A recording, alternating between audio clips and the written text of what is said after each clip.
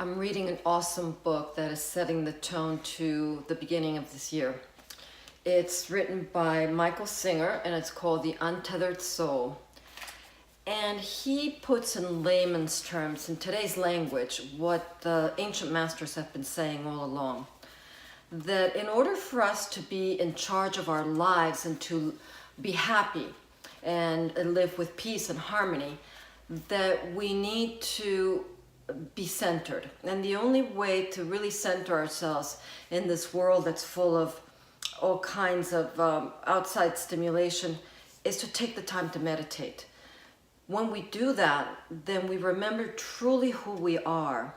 And that's what the ancient masters have been saying all along, is that meditation is the way to connect with our higher self, with our source, the infinite, the universe, whatever term you give to that power greater than you. And what he says is that when we are centered, we understand that we are not the bodies, we are not the mind. We are a consciousness that lives outside of the body, outside of the mind, outside of time and space and all of this. And when we can reach that point, that is when we transcend. And not a lot of people can do that. Certainly the great masters that we know of, Jesus and Buddha and all the great masters, Krishna, of course, they were able to transcend. And why is that important? Because when things happen to us, and life happens, we all have stuff going on.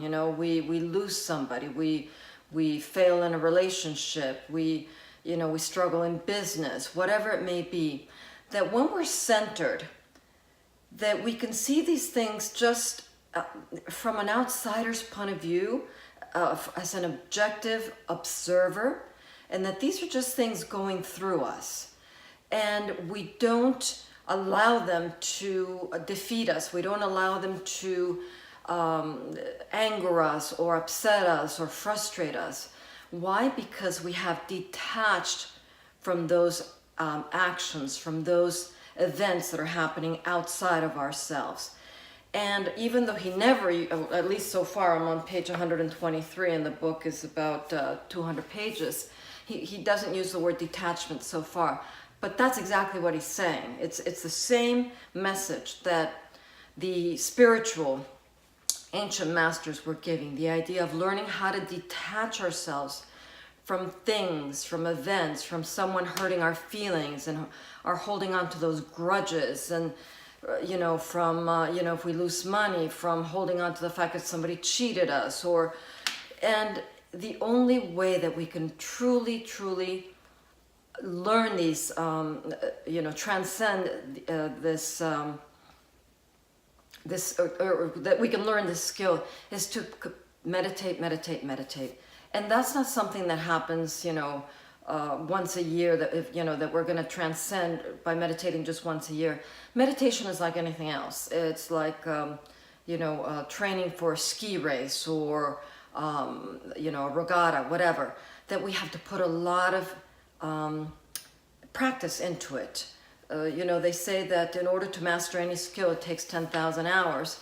And in fact, the, spiritual teachers do say that. They don't give a number of hours, but they do talk about meditating consistently every day, and that it takes years of practice. So I guess I'm just happy to remember that this book has allowed me to remember that if I don't want things to upset me, to get to me, for example, the weather, we've been waking up to about 4 or 5 degrees Fahrenheit.